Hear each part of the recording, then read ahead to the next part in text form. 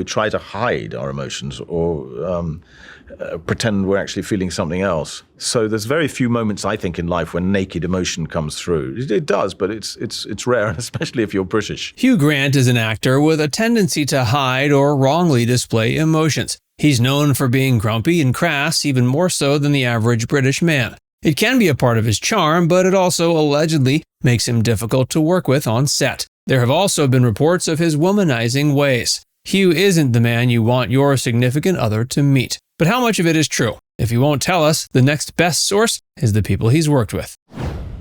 Tantys on the Bridget Jones set.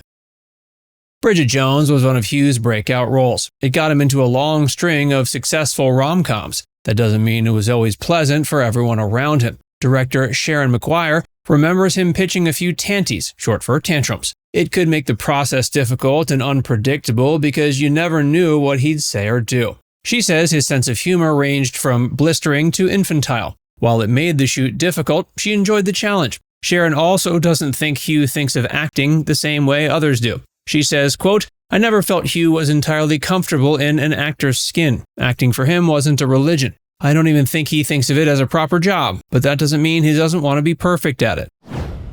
Richard Curtis didn't want him in 4 Weddings and a Funeral. 1994's 4 Weddings and a Funeral was another breakout role for Hugh, but it almost didn't happen. Richard Curtis didn't want him on it. He was willing to do everything in his power to stop it. Ironically enough, it had more to do with how he looked than how he acted. He said, quote, "The absolutely key thing for that film when I was writing it was that the person who was playing the lead would not be good looking. That was the absolute starting thesis of the film. So when we'd finally auditioned every single young person in the country and we were voting, Mike and Duncan voted for Hugh. That was them. And I voted for someone else. Hugh probably didn't think he had the job. The audition didn't go the way he wanted. As he said on the Graham Norton show, he admits he thinks he only got the part because they couldn't find anyone else." Even though Richard tried to stop Hugh from getting on the film, it's not like they'd never worked together again. They also worked together on 1999's Notting Hill and 2003's Love Actually. A jaded attitude got in Toni Collette's way on About a Boy. Toni Collette loved filming 2002's About a Boy. She enjoyed working with the Weitz brothers and watching Nicholas Hoult grow up alongside her. Hugh was different. He's always been hard on himself, and it showed during this film. He was at a low point where he just, quote, did not enjoy filmmaking at all. And that kind of negative energy brings down a film set. Fortunately, Toni does believe Hugh has begun to rise from this low point. Seeing him dance in 2014's Paddington 2 made her think he seemed to have fallen in love with acting again. Rain, rain, don't go away, fill up the sky. We'll stay cozy and dry. Hugh's the only one who makes Meryl Streep nervous, and it's mutual. Hugh joined Meryl Streep on the Graham Norton show. They were promoting 2016's Florence Foster Jenkins. If there's one thing these two actors have in common, it's an unshakable confidence. That can be intimidating, and they discussed their effects on each other in an interview. It was the first day I worked with you, I forgot my lines. Hugh seemed glad to have thrown the normally stoic actress off her game, if even for a moment. It also wasn't the first time he'd asked. As Meryl remembers, You did ask me that. Did I? What was your answer? Every day you ask me that. Aren't you nervous? No, second week I'm not nervous of this. But when we got up at Carnegie Hall, I was shaking. Yeah. It was terrifying. Yeah. And that was late in the shoot. And when I had to, at the end, when I nervous about that. Well, that's not easy. Emma Thompson couldn't cry well enough for him. Emma first appeared with Hugh in 1995's Sense and Sensibility. She remembers an important scene where she was supposed to cry during a major monologue he gave. He apparently was angry that she was crying the entire way through it and responded like a child being interrupted. They worked together later on Love Actually, and it wasn't much better. Apparently, when they were done, Hugh said, quote, "Is that the most psychotic thing we've ever been in?" Jon Stewart said he was his worst guest.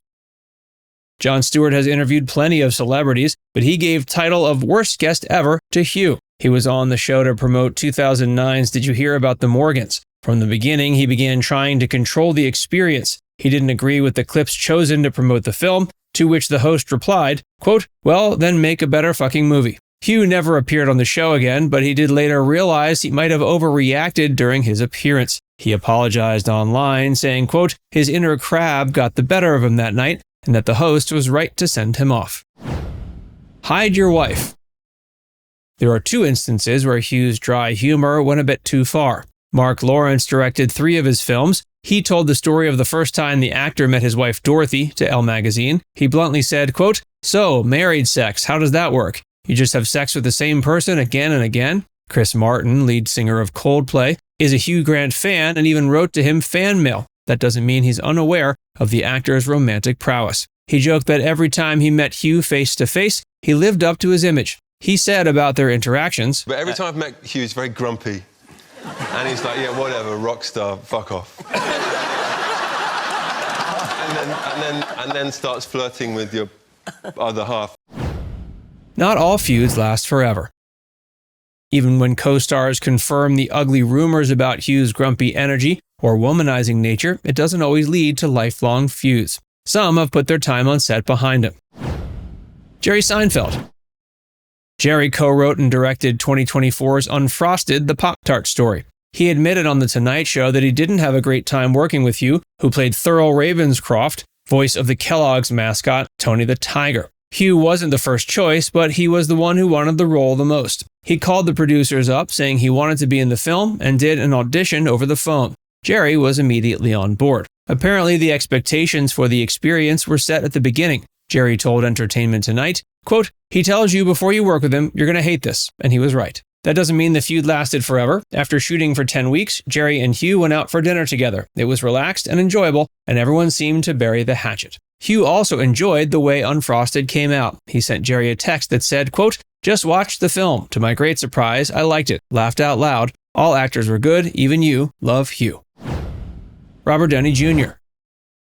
You don't have to say out loud how you feel about a co-star for them to feel it. Hugh told the press in 2018 that while filming the 1995 film Restoration, he was sure that RDJ hated him. He said, quote, "He took one look at me and wanted to kill me. I don't know why. I was so hurt." While RDJ may not have used those exact words, it wasn't entirely untrue. He admitted his true feelings years after Restoration came out. He said, quote, "My personal experience with him is I think he's this kind of self-important, kind of like boring flash-in-the-pan expletive Brit." He said during that interview that he still felt that way about Hugh, but the feud has softened. Robert tweeted in 2018 that he thought his former co-star had matured and respected how he stood up against violations of privacy. He said they should meet and captioned it #BuryTheHatchet2018. Hugh gave a similar response.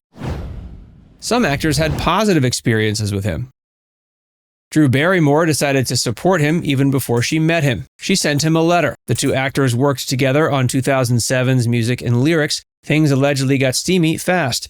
Drew and Hugh admit they were both drunk. They went into a full make-out session. Despite the attraction, their energy didn't immediately click. She was more happy-go-lucky, and he was as grumpy as the rumors said. Nicole Kidman. Nicole and Hugh also have believable chemistry in their show, The Undoing. It works despite the lack of physical interaction the characters have. That was Hugh's idea, based on the character's 10-year history. She said, quote, "I feel very comfortable with him. Part of what it took for this to work is that the couple has to be very sort of comfortable and happy." Now it's time to hear from you. What's your favorite Hugh Grant role? Let us know in the comments section below.